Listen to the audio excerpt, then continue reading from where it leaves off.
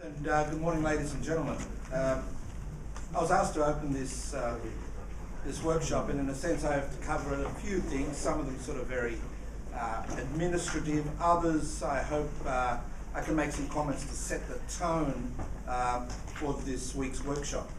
First of all, which is customary here in Australia, is I'd like to show my respects and acknowledge the Medical people, the elders, past and present, who are the traditional custodians of the land on which this meeting is being held.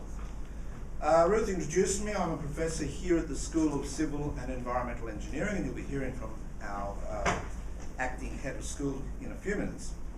Now, I'm honoured here because I'm speaking here on behalf of the Local Organising Committee and the Scientific Organising Committee. To give you a warm welcome to, especially to those who have come from interstate and overseas. And that does represent a significant portion of our guests. Welcome to the campus of the University of New South Wales, or UNSW, as we like to refer to it, here in the city of Sydney in Australia. Now, the Local Organising Committee is a group of, as you can imagine, committed and hard-working guys, and I should mention them: Gary Johnston, Craig Harrison, Nick Brown and Anna Riddell from Geoscience Australia, Craig Robertson, myself from UNSW, and Paula Gentle from Land Information New Zealand. So, first task, I thank the Local Organising Committee for all their work they've done to date, and I'm confident they will facilitate a great meeting. The Scientific Organising Committee consists of Ralph Duck, Simon McCluskey, Chilette Zhao, and ably led by Michael Moore, also from Geoscience Australia. And it's the SOC, of course, who have put together the scientific and work program for this workshop. I can assure you that planning conferences can be a stressful task. I've been involved in countless numbers of those ones.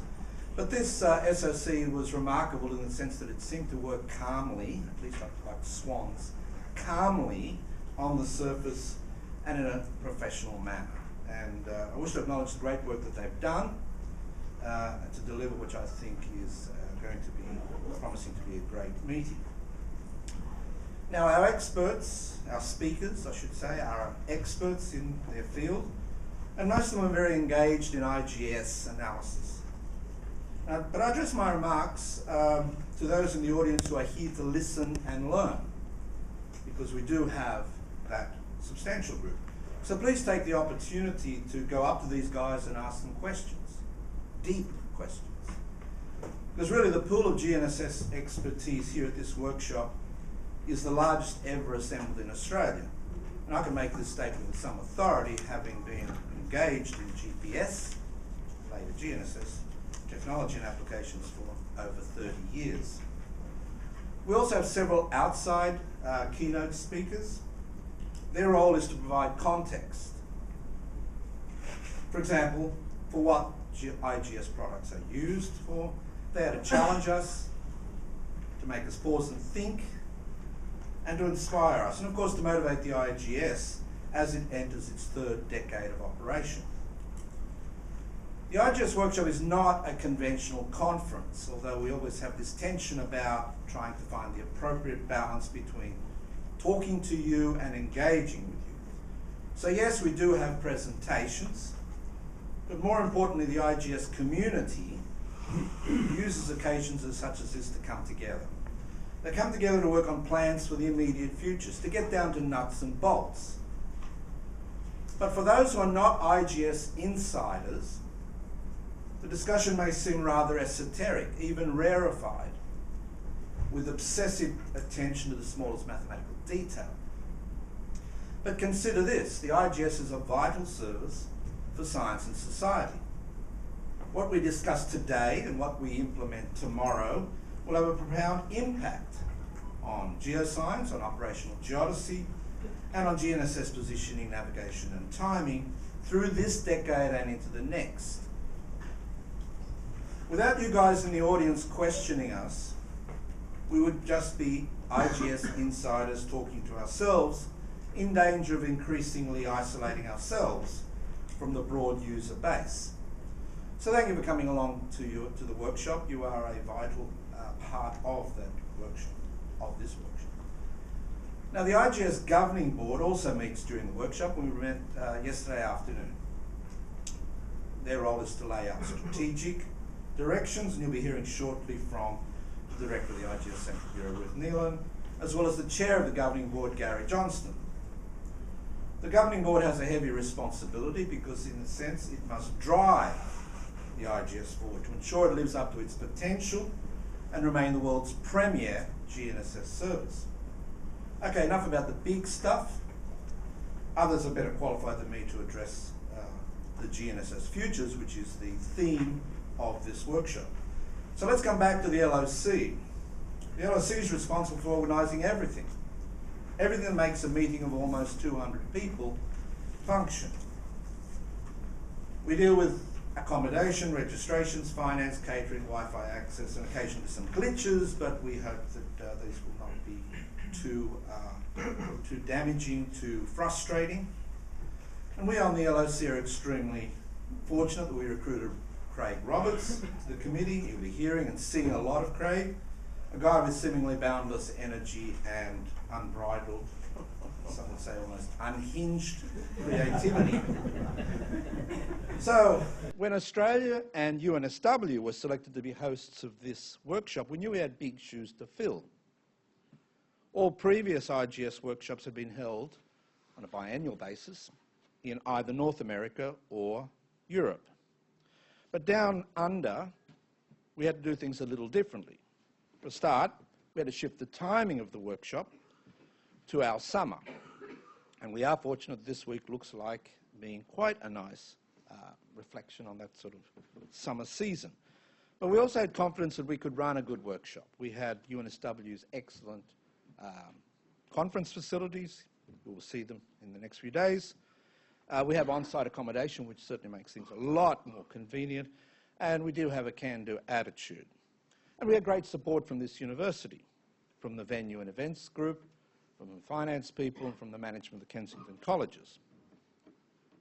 I also wish to acknowledge the strong support of our sponsors, Geoscience Australia, the School of Civil and Environmental Engineering here at UNSW, Land Information New Zealand, and the New South Wales Government. So the LOC has worked hard to provide a friendly and collaborative atmosphere, something that in fact reflects one of the hallmarks of the IGS itself, which is a federation of many organisations from around the world who cooperate to provide an unrivalled GNSS service. You'll be hearing this said a number of times. But the IGS is the premier global GNSS service, supporting a wider range of geoscience and geospatial communities. So let's not forget this, but we must also we should also guard against ever becoming complacent. Because GNSS really is a truly remarkable technology. And among the first civilian applications was in support of geodesy and surveying. And from the very beginning, the potential of high accuracy GPS positioning was recognised as being truly revolutionary, as it ushered in the age or the era of four-dimensional positioning using comparatively low-cost technology. So the IGS was launched as a service of the International Association of Geodesy on 1 January 1994, and it was then called the International GPS Service for Geodynamics, and its core products were and still are GPS and GLONASS, tracking data from a globally distributed network of reference stations and the derived products of their analysis.